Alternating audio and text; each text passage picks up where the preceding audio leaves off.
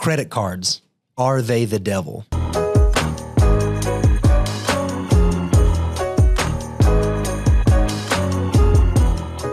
Hello, and welcome to the My Father Said podcast, where we discuss all things faith, finance, and family. I'm one of your hosts, Ryan. I'm both a father and a son. Hey, everybody, I'm Robert, his dad, and I'm my father's son. And today, we want to talk to you guys about credit cards. The pros, if there are any, the cons, if there are any, and how they affect your credit score. So that's what we want to talk to you guys about today. But before we get into that, Dad, why don't you tell us a little bit about Alaska? Oh, it's great. It's great. I would recommend anybody who's never been and is considering doing the Alaskan cruise. We did the Inside Passage. We went on Holland America. No, they're not a sponsor, but when they hear this, we will be expecting some money. But we went on that cruise line, and we did a 7-day cruise, stayed in Vancouver a few days before and after. And it was a great cruise, a smooth ride through the passage. And we even had the bonus one night of being able to experience a great show of the Northern Lights. So it was good. I would recommend to anybody who's ever been or is even considering, go on the cruise. Now, if they can't afford it, do you recommend that they put it all on a credit card? No. If you can't afford, then the conversation ends. There's no need to consider. You don't purchase what you can't afford. That sounds. What if they want to pay for? What if they want to do it though, and they can't afford it? Well, I would like to fly without wings, but I can't afford that either. It's right. It's stupid, isn't it? So is buying things that you can't afford. But what if they want it, Dad? What if they have to have it? They don't have to have it. What they have to do is be responsible. That's what you have to do. If you're going to be successful financially, you're responsible for your decisions. Oh. That's the good ones and the stupid ones. So when you were in Alaska, relative to Nice's, South Carolina, were things more expensive, relatively the same, cheaper? No, much more expensive. Give me an example. Of course, we were in port cities. And of course, in Vancouver, things are very much more expensive than they are here, especially in Nice's. Your average meal for your mom and I for lunch was, $50. Oh, good. And that was just a sandwich and French fries and a drink. I mean, nothing extravagant. We went out to dinner one night. And on the menu off to the side, there was a steak dinner you could get for $256. I looked at it. I did not get it. There's nothing on the face of this earth worth $256 to eat. It's just not. So I looked at it and I thought, wow. You didn't get one from Mom? No, I did not. No, I did not. Love your mama. But your mama don't eat everything that's put in front of her now. I could see me, first of all, spending $256. But then secondly, having spent $256 and seeing maybe $189 of it left on the plate, that would not have sat well with me. So let's get on with the podcast. That is years of marriage. My father knows his wife. So, all right. So we'll get into it. We're going to talk about the pros of credit cards, and we will talk about the cons of credit cards, and then we'll make our way over to how it affects your credit. So why don't you start us off there, Dad? Yeah. So the question, we get a lot from people is, hey, what do you think of credit cards? Well, I've already kind of shared with you what I think of them. I think they are of Satan. I think they come from the depths of hell, and I think that it's a ploy by Satan to cause us and to create a way for us to easily satisfy our impulses and get ourselves so far in debt that we are no longer financially free to the point to where we become slaves to trying to work as much as we can to get out of this debt, that we miss out on all the things that God has called us here to do in living this life. So I say this thing that they're of the devil. I say it tongue in cheek. Yeah, we're on the pros, right? We're not even on the cons yet. Right. Well, there's very few pros to a credit card, in my opinion. Although a disclaimer, I have a credit card. Boo. Can you boo? Is there a boo? Terrible, yeah. That wasn't a boo. See, he can't even boo. Yeah, forget it. The sound guy is, well, you know, he was staggering when he came in the door, so I don't know. Perhaps he's, you know, inebriated or however you say that word. But anyway, so I done forgot the question. But the credit card thing, you know, our clients come in and they have this question about credit cards, and then we see a lot of folks come in and we see their credit card usage, and it's not uncommon for us to see some incredibly shocking numbers. Mm-hmm. And I like to think, you know, I've seen just about everything I can see with a person's finances in this line of work, but ever so often someone will surprise us, and you'll find that. I know from personal use, back when we first got married, your mom and I, our first anniversary was rolling around. And up to that point, I had never owned a credit card. And the first anniversary had come up. We really didn't do a honeymoon when we first got married because we married on love. There was no money in the wallet, but we married on love. So our honeymoon was spent in the house that we had just built. All right. So we didn't go anywhere for a honeymoon. So the first year anniversary, I said, you know, I want to do something. I'm going to do something. I want to take her someplace. And I don't know, but it was like a month or so before our first year anniversary, I got this thing in the mail. It was a credit card application. And I looked at it and it was like, I don't know, a $3,000 limit or something like that. And I looked at it and I thought, hey, I can buy some airline tickets to this destination and we can go there. I can, you know, she's never flown. I can take her someplace that's not Pigeon Forge, Gatlinburg, you know, right out our back door. Mm-hmm. And so I subscribed to it. And lo and behold, that thing was like at the house the following week. And I had the card. And I went on the telephone. I don't think we had online stuff back then. But God, it's amazing how time has changed.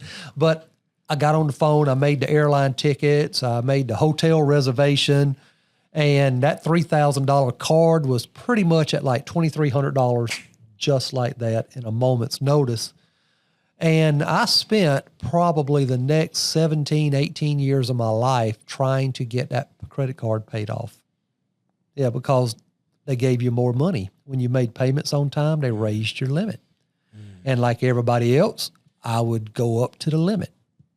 And then you make the payments on time, they'd raise your limit. Mm-hmm. And I would do just what they expected. I'd go up to the limit. And it got to the point to where your mom and I had on a credit card many years ago. This might not sound like a lot of money today, but we had like $32,000 on a credit card. And it got to the point to where our payment that we were able to afford was not even meeting the minimum payment. And we were getting further and further and further behind, even though we were not spending and using the card. So that's when I found out personally that, you know what, these things, if not handled appropriately, not carried correctly, can be very dangerous. And then getting out of them was very difficult just because it was this constant thing that kept coming around every month. Mm-hmm. So, yeah, we've seen that credit cards themselves are not bad. It's just our inability as human beings to control our impulses. Wait, you just talked about the credit card. You didn't even finish it. So you sold your Harley to pay for it, right? I did. I sold a Harley Davidson, which in and of itself was an impulse buy. Really? Okay. I didn't know that. Yeah. You know, who needs two Harley Davidsons at one time? Robert Templeton needed two. Well, no, he didn't. What if you really wanted it, Dad? Yeah. Well, here we go again. And who? All right. What was the name or the nickname of the guy that you sold the bike to? Skin Tight. Skin Tight. Yeah. That's his name. Yeah. Skin Tight. Yeah, that was his name. Hey, when you were in Alaska, did you meet anybody named Skin Tight? I did not. I have never met anybody named Skin Tight prior to or since then. But yeah, it was Skin Tight. I forgot about that. Yeah, Skin Tight. Yeah, he had all that cash in the Barney diaper bag. Yeah. Yeah, I remember that. The purple Barney diaper bag. Just wads of cash. Wads of cash. I wonder how he got that. It looked like he was a drug dealer or something. Just wads of cash. He might have been. His name was Skin Tight, for crying out loud. yeah. So that's where we are with that one. But anyway, so we got rid of the credit card, Ryan. We got rid of the credit cards, and for years we went without credit cards. And so I've already said to our listeners that I believe credit cards are of the devil. Mm-hmm. But I've also stated, full disclosure, I now have a credit card. Right. And so my listeners are thinking, who is this guy? Mm-hmm. He says it's of the devil, and now he has one. Well, here's how that happened. He's a politician. Here's how that happened. One year, your mom and I had taken a trip down to Jamaica. And as we were flying down there, your mama had nodded off to sleep, and I'm sitting in the chair, and the stewardess came on the radio or the speaker system, and she was talking about their promotion, that they had a credit card that if you applied for it while in the plane in the air, you would get 60,000 miles. Now, for someone who doesn't know how to keep score in that thing, I didn't even know what 60,000 miles were. I had no idea what it meant. And so I'm kind of just sitting there in the chair, already tuned off because it's a credit card. I'm not interested in it until she said the following statement.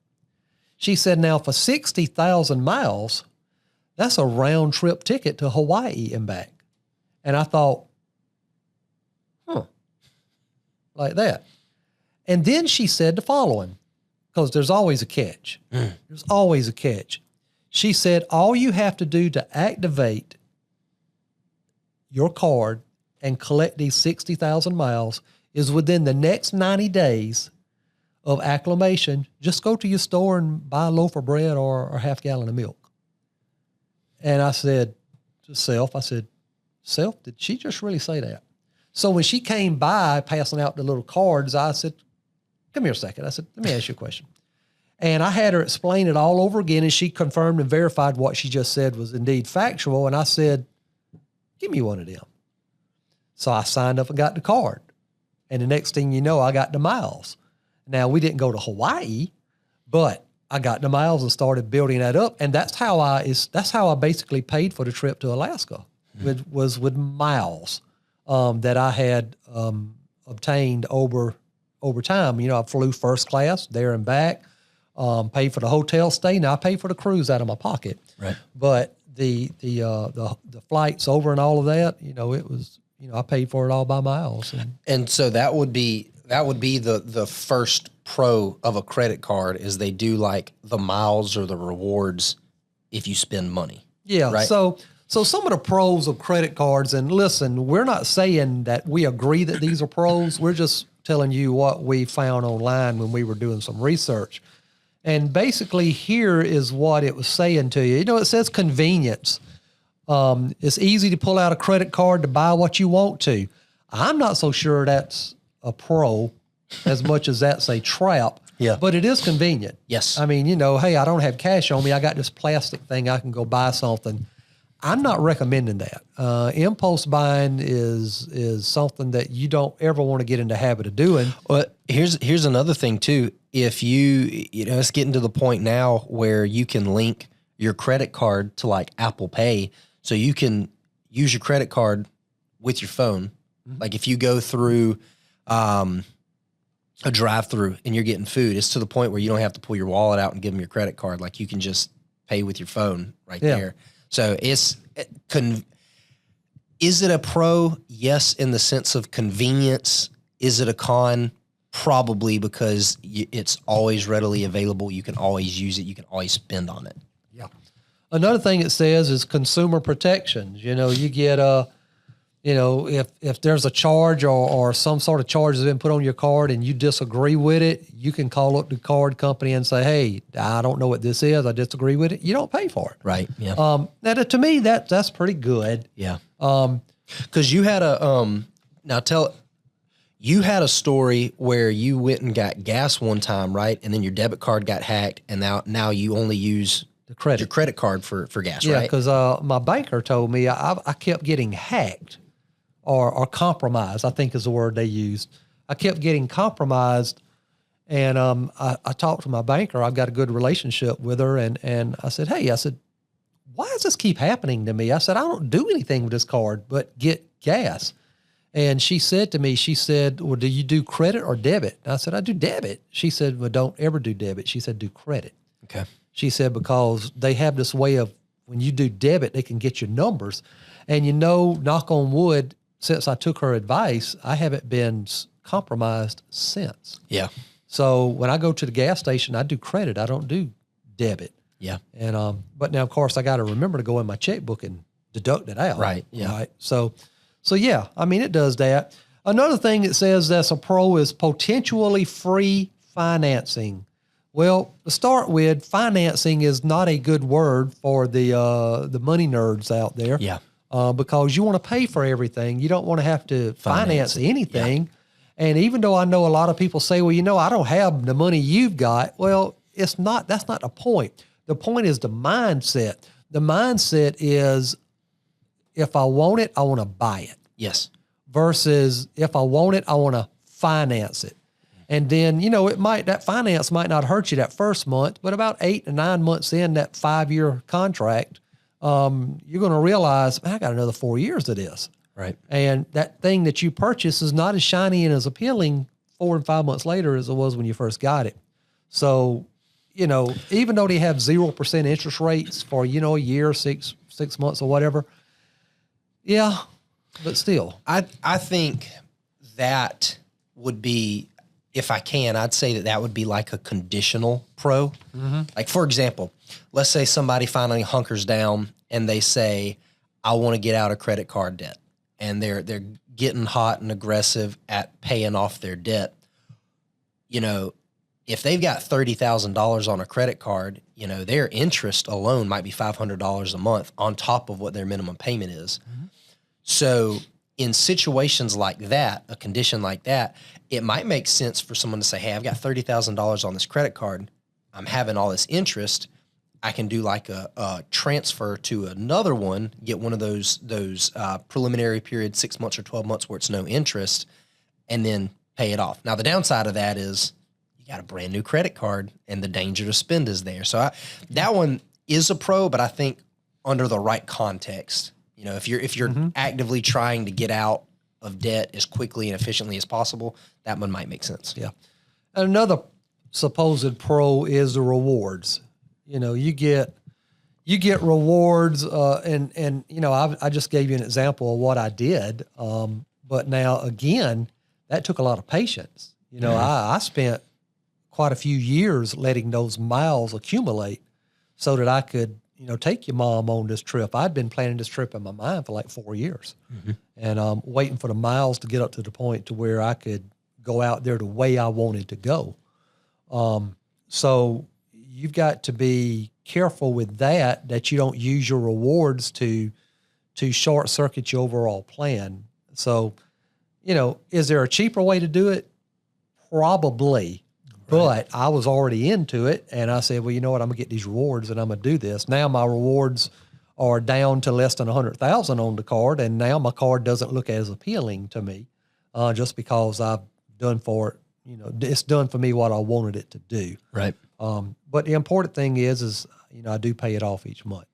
Now, one thing that I hear a lot of people say, and again, this is going to be a philosophical thing, about a pro of having a credit card is it, if handled appropriately, it helps you build your credit score. Right. Well, not in all cases, because you can have multiple credit cards open with balances available on them, and that actually lowers your credit score. So, and if you don't make your payments on time, that mm-hmm. lowers your credit score. Mm-hmm. So with a credit card, there's a greater chance your score will go down versus it'll go up, especially if you're good at handling money already. Mm-hmm. If you're good at handling money, you're up on the higher end of the credit score spectrum, and you're not going to gain a lot. Yeah. And the credit score thing in and of itself, I'm going to say it, is nothing but a scam made by retailers to tell you what rate you're going to pay on a loan if you borrow one, and to also entice you into purchasing things that otherwise you wouldn't purchase. I've heard people before talk about, well, I'm worried about my credit score. If I don't have enough loans out there to have a history of credit, then my credit score goes down. And they are exactly right. Mm-hmm. But I come back to the question, whereas if you would learn to live debt-free, you would find out that credit score isn't even part of your vocabulary. Right. Because you could care less about a credit score. Right. The only reason you'd have to worry about credit score is if you're planning on financing something. We're not trying to finance anything. Yeah. That's not a smart move. In fact, to go back to the story, that credit card I applied for. So I went to apply for that credit card, and I got denied. And I thought, what in the world? How did I get denied? It's $3,000. No, I'm talking about this latest one. Oh, the latest one, part of 60,000 miles. I got you. I thought to myself, got denied. I owe no human being $1. What kind of credit? And I run a company. I own a business. What kind of credit risk am I on a card that had a $5,000 cash limit on it or something like that? Normally, I would have just said, "Oh, the heck with it," but that thing kind of ticked me off that I was denied. I mean, I am a red-blooded American citizen that pays his bills on time and am a responsible adult. So I called them up and I said, "Hey, y'all denied me. Why did I get declined on this?" And their reason that they told me was insufficient credit history. Yeah. And I said to him, I said, "What do you mean by that?" That's what you get for paying off your house. Exactly. That's what you get for not having any car loans. So in conventional wisdom, you would think, wait a minute, this guy has shown that he has paid off everything he's ever owed money on. This guy is a great risk. Mm-hmm. Instead, they look at it and they go, he's a terrible risk. And I said to him, I said, I don't need your credit card. I said, I pay everything off. I said, I don't owe anybody a dime. And she said to me, she said, "Well, sir, may I ask, why do you want a credit card then?" Yeah, that's a good question. And I said to her, "For the miles." And she laughed and she said, "Oh, okay." And she said, "All right, we approve you." And so I got my credit card. And so this thing about your credit score, I do want our listeners to understand, and our investment students or nerds, whatever you want to call them, they will recognize that credit score is just a game that retailers play with you to entice you to make your payments on time, which you should. Right. Make your payments on time and stay on top of these things because your credit score, your repayment history determines what interest rate they're going to charge you, and the higher your score, the lower rate they're going to give you. So when it talks about the potential to build credit, it does do that if that's the game you want to play. I personally refuse to be in that game. Mm-hmm. All right. I don't need your credit. I could care less. If my credit score was 100, I don't know if it goes that low or not, but if it was 100, I'd be perfectly content with that. Right. All right. Cause I don't do that game. And I'm not trying, I haven't been this way all my life, but it's a decision I have made myself to get to where if I want something, I just go buy it. Right. All right. And I don't like to finance anything. Don't have to. All right. Yeah. Don't have to. So don't have to, don't want to. All right. So according to folks, those are your pros on credit cards, cons on credit cards. And this is probably something I could be more in line to preach about. Cons of credit cards. It says risk of overspending. I am the living example of that. All right. Kid you not. Whenever I looked at that $32,000 that we had on that first credit card your mom and I did when we got married, mm-hmm. I couldn't look and point to any one thing that any of that money was sitting physically at the house. Of the $32,000 we went and spent, it wasn't on a couch, it wasn't on a TV, it wasn't on appliances, it wasn't on furniture. It was. I don't know where that money got spent. Yeah. All I know is it got spent, mm-hmm. and we owed money. So the risk of overspending, if you cannot control your impulses, your spending impulses, for the love of God, do not get a credit card. Yeah. I think it was Dave Ramsey that they did a study, and if someone went to McDonald's and ordered food and they were paying with cash, their bill was slightly lower than someone that went to McDonald's, made an order, and they were paying with a credit card. And it's because there's that old mentality of if you're using actual cash, whether it's dollars or you're using your actual debit card, like there's just this psychology of it. Whereas if it's the credit card, it's free money, it's, whatever, the tendency to overspend is higher. And so I don't know how many people they did that with, but it was if you took somebody that's the exact same and one of them was paying with cash and one of them was paying with the credit card, 9 times out of 10, the person with the credit card was spending more. Yeah. So, and I believe that. I absolutely believe that. Amazon right now loves me because I've gotten in this habit now of trying to go back and look at my life and places I've been. So I've started now trying to get magnets of the places I've been so I can go put on my toolbox out in my man cave shop. Yeah. And so magnets will come into the house like every other day from UPS, FedEx, and stuff like that because I've ordered them off Amazon. And it's just, I don't have any idea how much I owe Amazon. It's just, okay, I want that one. I click that button. I see that one. I click that button. I click that button. And then, at the end of my look at my cart has got X dollars in it. And I'm thinking, great day in the morning. How did I spend $4,000 on magnets? No, I hadn't done that. I haven't done that. I would have emptied out the cart.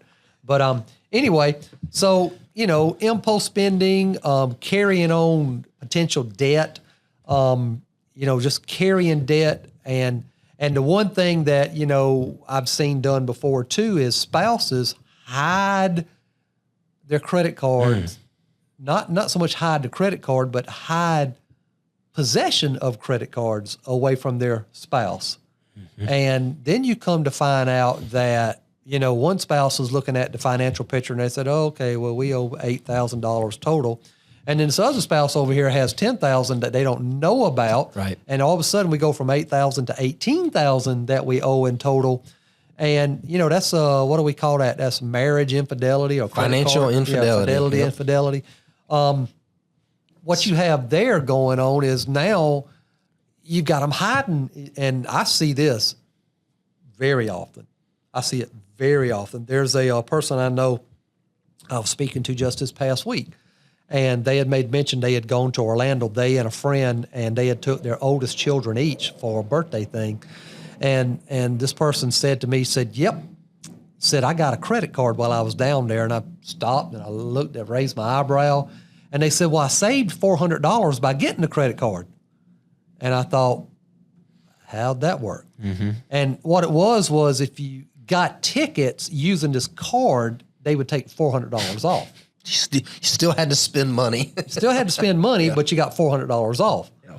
And they said, now I'm going to cancel it. Well, that's fine if you do that. But credit card companies know that the majority of people don't cancel. They keep it because it's convenient. And who knows, they might go back down there again. So you got that. But the point is, I said, well, how does so-and-so feel about it? And the person said to me, well, they don't know.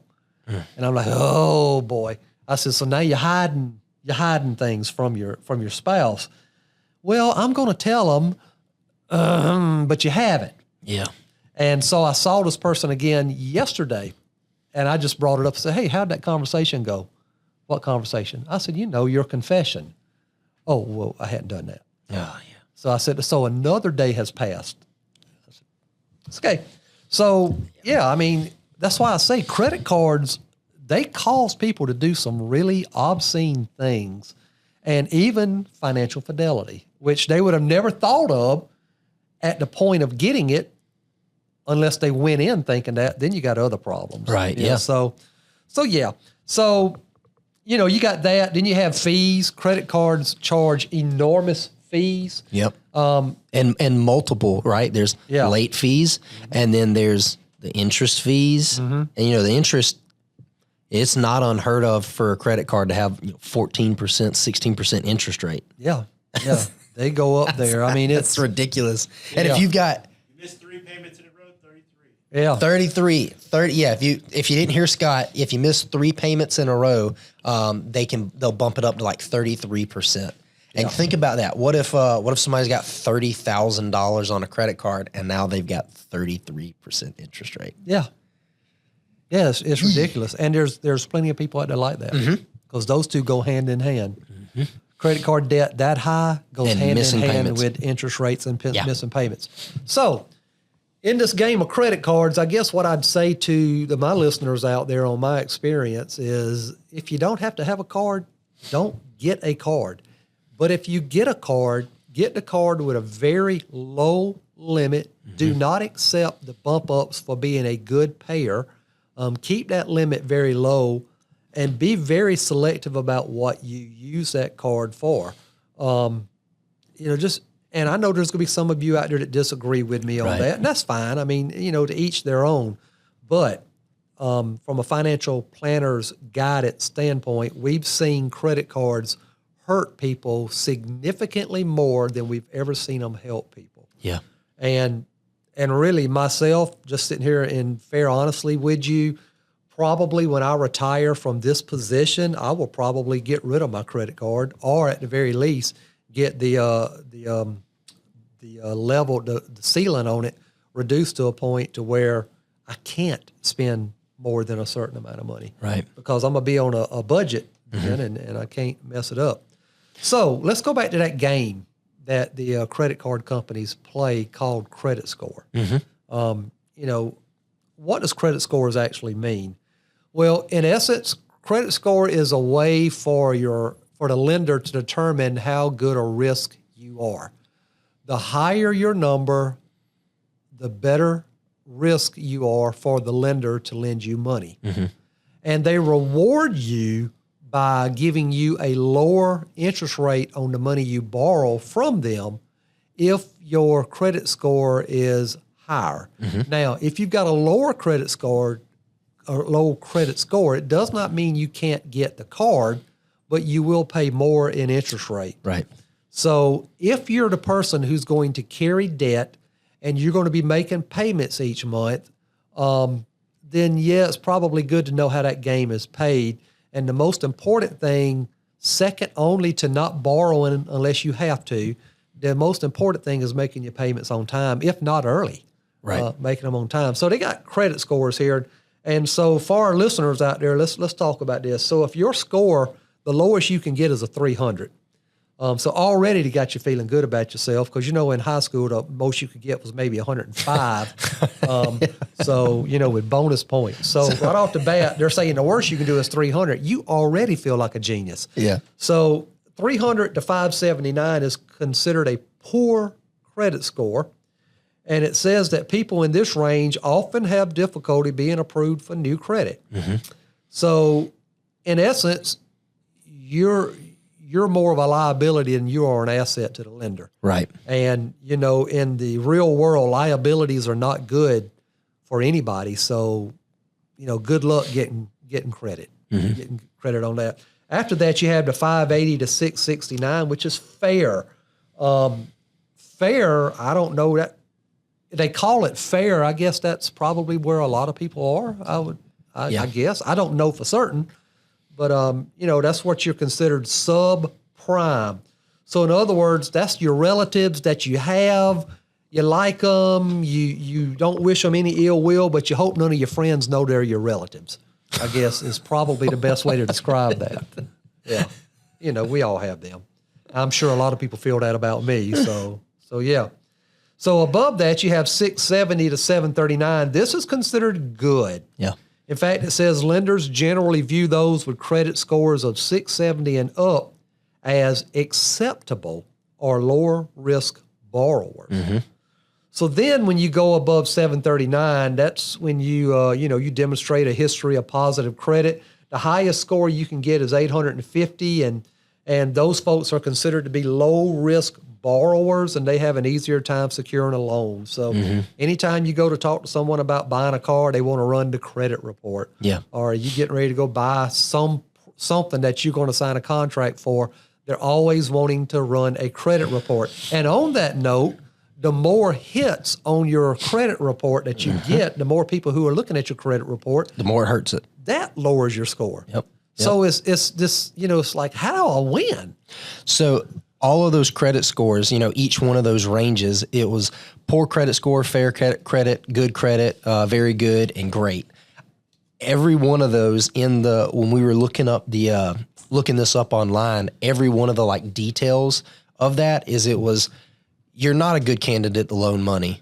You're an okay candidate to loan money. You're a good candidate to loan money. And every bit of it just has to do with loaning you money. Like there's outside of financing, the credit score really has absolutely no bearing on your life. Right. It's just for loaning. And what's crazy about it is you think about it from a financial standpoint, one of the things that might make sense to finance is a home. We know a couple of people who are in the mortgage business. Aside from the poor credit score range, I don't know very many people who get denied on getting a mortgage. So even in that sense, like I got to have good credit so I can get a good loan or I can get approved for this house. There's not very many people we're seeing, get denied for that, even in the fair credit range. Like it's got to be really low to get denied for that. So having a higher credit score, right? Like it's good. People want to be good at things, but it doesn't do a whole lot for you, especially if you're like working in the financial realm. You're trying to get ahead. You're trying to pay things off. You're trying to, save for retirement. It's not doing a whole lot for you. Yeah. Yeah. I mean, the only thing it does for you, the higher you go, the lower your interest rate. Right. Which, based on the size of your loan, could add up to lots of money over time, especially if it's a lengthy loan like a mortgage. But even so, even the mortgage rates are so tight, I mean, there's not a lot of room in there for them to move based on your credit score either. So what do you do? In looking at this with credit cards, what do you do? Well, my opinion, and I'm old school. I'm not Ryan's generation. Your generation Z. What are you? What year were you born? 94. Ooh. I think I might be Gen Z or I might be millennial. No, you're Gen Z, but you're a Zillennial. Yeah.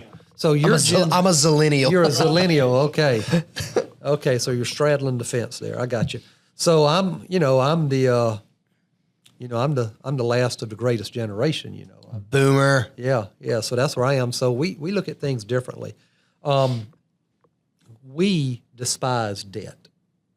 We despise it. We have figured out that cash flow is much more important than how much money you got in the bank. Cash flow is much more important. Of course, your generation hates debt. It was $15 to buy a car. Well, $150 to buy a house. yeah, it's $15 to buy a car, but you only made $3 a month. Yeah, so you had to put everything relative. But basically,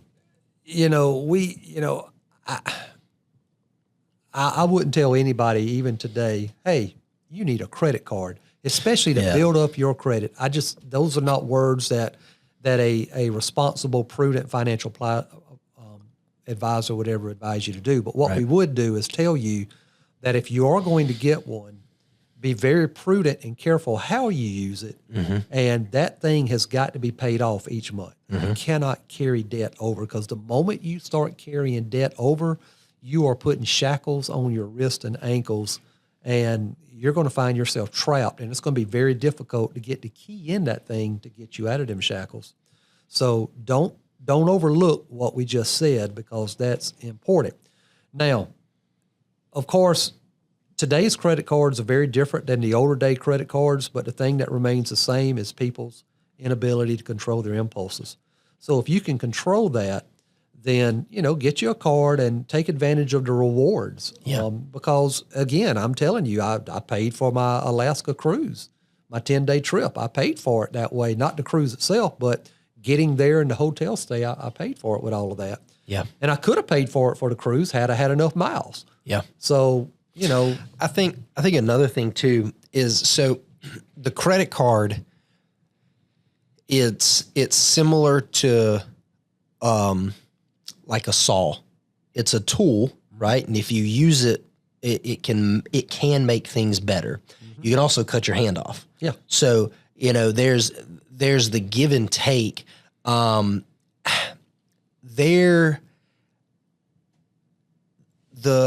Where it differs from being like a tool, like a saw, though, is a saw, the pros probably outweigh the cons. Credit card, the cons really do outweigh the pros. There might be some pros there, but the cons really are, they dominate it. But if you were going to use it, you're wanting to play that game, like you said, and you want to build your credit score. You know what you're getting yourself into. That's what you want to do. I think a practical thing that people could do is, if you're going to use the credit card, use it on something that's fixed, that you're not going to overspend on, like getting gas in your car. You can't overspend on that. The most you can do is fill up your car. You can't go over that. Or if you've had lawn care for the last couple of years and it's $50 a week or $50 every 2 weeks, whatever it is, put that on a credit card. You're not going to overpay on that. So if someone's out there listening and they do want to do that, I wouldn't even say do groceries. I wouldn't say do, going out on a date, going to get dinner, just something fixed, something that you don't really have the option to overspend on. Yeah. Yeah. So from my standpoint as an advisor, there is something that Dave Ramsey has used quite often. If you listen to his program, read his books or anything of that nature, Dave always says, live today like no one else, so that in your future you can live then like no one else. And I'm living proof of that. That basically, we made decisions to shut the gate on the money that was slipping out the door and controlling the instruments that we were using to spend money. And now today, by the grace of God and the blessings of God and using the mind that He's given us, I know that I can do pretty much whatever I want to do. And I'm not saying that to be braggadocious or whatever word I want to use there, but we can do pretty much what we want to do because we implemented that thought, that we didn't get out like everybody else and chase the Joneses and try to, have the latest and greatest of everything. Right. In fact, the closest I ever came to really messing up was when I started buying the Harley Davidsons. Those things aren't cheap, and I use Davidsons plural.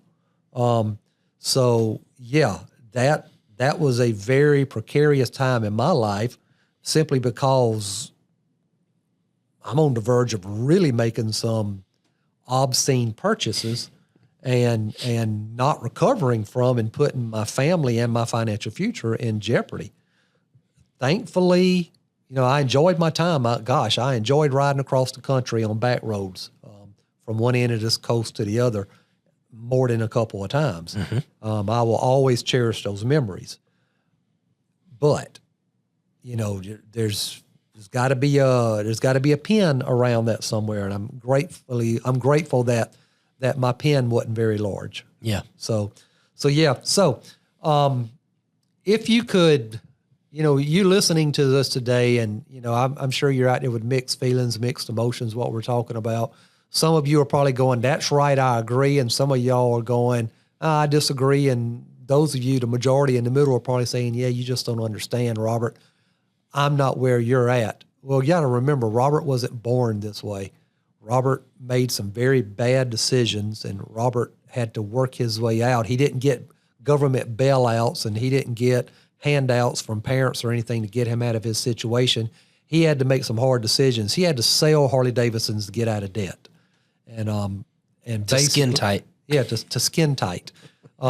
So Robert had to do these things to get out of debt. So things that I enjoyed, I had to give up for the betterment of my family and their financial future. And that's what life's about, making responsible decisions. So I would encourage you guys to just consider this. This is kind of a different podcast today, but it's one that you need to listen to because, again, I started this way, and I'm going to say it again. Credit cards are of the devil. It's a great tool of his to destroy everything that God has created you to do in this life, because you're too busy trying to dig yourself out of a hole that keeps getting deeper and deeper because of our mismanagement of money. And with that, Ryan, I've said about all I'm going to say today. I'll let you take us home. All right. So this has been another episode of the My Father Said podcast. If you enjoyed this, please like and subscribe to this podcast. It helps us out. If you want to learn a little bit more about our philosophy and how we do things, you can check out our book, Financial Harmony, Personal Fulfillment. If you do check it out, please leave us a 5-star review on Amazon. Robert has not listened to the last 15 podcasts, I don't think, because I bring up the book every time. I don't see it anywhere. It's on Amazon. Go check it out. But with that, this has been another episode, and we will see you guys next time.